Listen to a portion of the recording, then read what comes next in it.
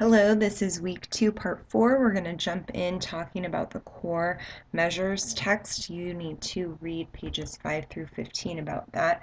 And you'll notice the difference between the core and formal assessments is that these are not large-scale achievement tests. Most of them are given individually. Some can be given in small groups. There are different assessments for different purposes. There's a difference between the primary grade assessment and assessments for older students. So they outline very nicely the different types of assessment, starting with screening. That's where you're gathering baseline data to help determine a starting point have a clear mastery of targets. Moving from there is progress monitoring. That will be ongoing and used to determine if students are making progress. Something like running records could be used for progress monitoring. Diagnostics, in my mind, actually come before progress monitoring because after you conduct your screening and determine who you're working with, then you're going to give some diagnostics to get even more information and then determine what interventions are appropriate and then use your progress monitoring to monitor the effectiveness of those interventions.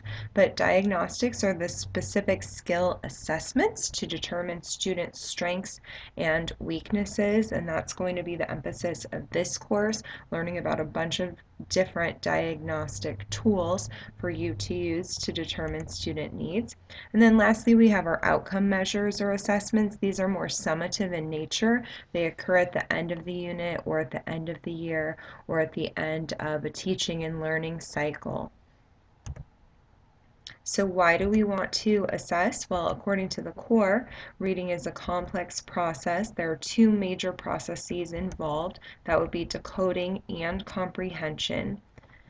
We do need to isolate these two components so we can see where the breakdown is in order to provide targeted instruction to accelerate the student, but both parts are important. There are some assessment sequence charts on pages 12 to 15 that I thought were very helpful. So I think this is the first one on page 12. It's for K3 and it shows you all of the different specific assessments within your core multiple measures book and then when it would be appropriate to give that. So you can use this as a tool thinking about the grade of your first student, when and where in the year is appropriate to give these different assessments, and then also it gives you the frequency of how often you should administer the assessment. This is a nice flow chart to use, but note that it's grades 2 and 3, so this is not really going to be what we're following when we are doing our sequence of assessing. We're going to start with motivation and interest, and then from there we're going to build up to phonemic awareness, then phonics, then decoding, fluency, comprehension. So we're actually going to build up this way when we do our first student instead of going down. And the reason we're doing that is because if you have a struggling student in second and third grade, or if you have a K1 student, you're not going to want to start with this reading maze of comprehension, especially if you have the learner in mind like we should. It will be very frustrating to them. So we're actually going to start down here, and then if they are at grade level in that area, build up from there, because this isn't going to be frustrating to them and hopefully they'll feel successful, and then you can kind of build up that way. So that's kind of our sequence that we're going to be using when we start working with our student. All right, moving on to my last topic of discussion this week, which is RTI, response to intervention. A brief background of RTI. So before, students were determined to have a learning difficulty based on the ability achievement discrepancy model. And I know there's some special education teachers in the crowd who could probably tell you a lot more about this than I can, but basically an assessment was given to determine IQ, and then they looked at that and how the student was performing in the classroom to see their achievement, to see if there was a discrepancy between the two.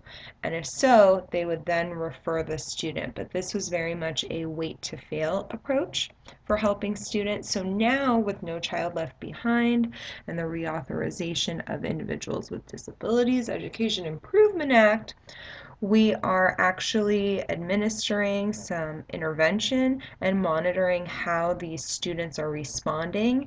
And if after a long time of intervention and a lot of documentation of all sorts of different interventions, they are not responding, then we're going to possibly refer and consider the fact that they might be having a learning difficulty. So this is response to intervention, or RTI, and it is a problem-solving process that helps us analyze the match between instruction and student needs. So you're really looking closely at what is the student's need. I'm going to try out this intervention. I'm going to document how it's working. At the end of 6 or 8 weeks, I may determine, hey, this is marginally effective. Let's, increase the intensity, or maybe this is very effective. We don't need to provide the intervention anymore, that kind of thing. So that's some background of where response to intervention came from. What is it specifically? Well, it integrates assessment and intervention within a multi-level prevention system, and I'll show you the levels in a second. The goal is to maximize student achievement and to reduce behavioral problems. So within RTI, schools are using data to identify students at risk for poor learning outcomes. They're monitoring their progress. They provide them with evidence-based interventions, and they adjust the intensity and nature of those interventions depending on how the student responds. I do want you to know that intervention is possible for both academics and behavior. So if you're starting an RTI program at your school, which is what I did, I started with RTI for reading, and then we went on and did RTI for behavior, and then the last step was implementing RTI for math. So again, with RTI, the goal is prevention, to prevent academic and behavioral difficulties with early identification of a need, and then it's followed by immediate intervention. So those screening assessments, which you're going to read about this week in the RTI article, are essential for identifying students early, problem solving around their needs, and intervening immediately. Essential components of RTI include high quality research-based classroom instruction, universal screening, so something that's going to tell you who the students are and help identify the students that are going to need more support, research-based interventions for those students, continuous progress monitoring, data, some staff development and collaboration. A lot of pitfalls for RTI programs is how exactly to collaborate between interventionists and classroom teachers so that everybody is focused on the same things. And then parent involvement can often be a pitfall as well. How are you communicating with parents, the students' performance with these different RTI measures and with the interventions? So it is a three-tiered model. The bulk of your students are in the core classroom instruction, or tier 1. And then you may, through your screening measure, determine that around 20 to 30%, depending on what you set your cut points on, could be higher, could be less, are students who will need some tier 2 supports. Now we need to be careful not to call them tier 2 students or tier 3 students. It's actually a student in need of tier 2 support. So we're not labeling the students as tier 2 and 3, we're indicating that they need additional support. So tier 2 ideally would be 20 to 30% of the student body anymore, and I don't know if you'd be able to service them. So at the tier 2 level, you're going to add some strategic instruction and intervention. And then from there might be students who need even more intensive intervention. This would look like 5 to 10% of the student population anymore, and then again, you might not be able to provide the support needed. So as you go up through the tiers this way, you're increasing the intensity of the intervention. And students can always move fluidly between the tiers. So, let's say that the core classroom instruction is not effective, so we're going to provide some intervention. It appears to be effective, so then we don't need the student to continue with tier 2, or let's say they are in receiving the tier 2 support and it isn't effective, we may need to increase the intensity and then they can go back this way. All right, overviews of tiers 1, 2, and 3. This is something that I developed for the RTI program that I established, thinking about the goal of each of these tiers, who it's going to be involved. So at tier 1, you have all students. At tier 2, you have students identified with difficulties who didn't respond to tier 1 instructions. And here you have the students who have marked difficulties in reading and they didn't respond to either of these tier supports. This tells you who's going to be working with this kids, the setting of the support, how the groups are going to be. So here we have 4 to 5 student groups. Here is 2 to 3 students, and sometimes this was even one-on-one. Here's the duration of time, and lastly, these are the assessments given. This is very helpful to organize your support so you can communicate that to teachers and parents. Definitely a must to do in creating your own program. So again, there are different types of assessment. The universal screening that I used was DIBELS in combination with the DRA, which is the developmental reading assessment. It's an informal reading inventory. That was given 3 times a year to all students. From there, we gave diagnostic assessments, essentially all of the assessments you're going to be giving in this course, and those were used to get more information to provide specific interventions for tiers 2 and 3. Those were given by me, the literacy specialist. From there, monitoring occurred once the interventions were selected. Those were given by my intervention team. For tier 2, progress monitoring was done every 2 weeks, and then for tier 3 it was done weekly. And then lastly, you have your summative or outcome assessment. So I looked at benchmark assessments for the school.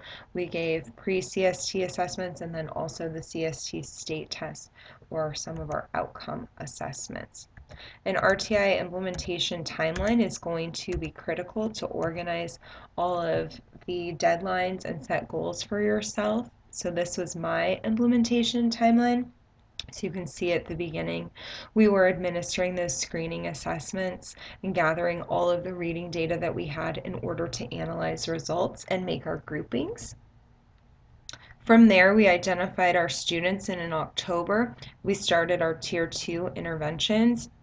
Progress monitored those as teachers continued to submit monthly reading data. So within the tier 1 level, they were still giving an informal reading inventory, which we did use the DRA and a variation of that. And each month they would be submitting monthly reading data for all of their students so we could continue to screen and monitor the success of all students and determine need for intervention.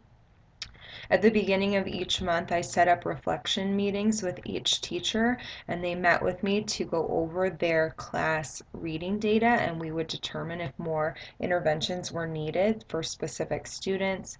And then pretty much that was the flow that followed. They would submit the monthly reading data, we would meet to collaborate, discuss interventions, continue interventions, progress monitor, and then they'd do the next round of their reading data. We'd meet again, and then December is when we did our second benchmarking or screening period. All right, here are some great resources for RTI, interventioncentral.org. I use a lot. What Works Clearinghouse is great because it gives you the effectiveness of certain intervention programs. For example, I wanted to buy sound partners for my school, so I went on What Works Clearinghouse and researched if that was an effective program, and it was, so we got it. That's a great tool for evaluating different programs out there. If you want to have some more training on RTI, there are some modules on the IRIS site for Vanderbilt. And then lastly, nationalreadingpanel.org and reading.org have some strategies and practices you can use.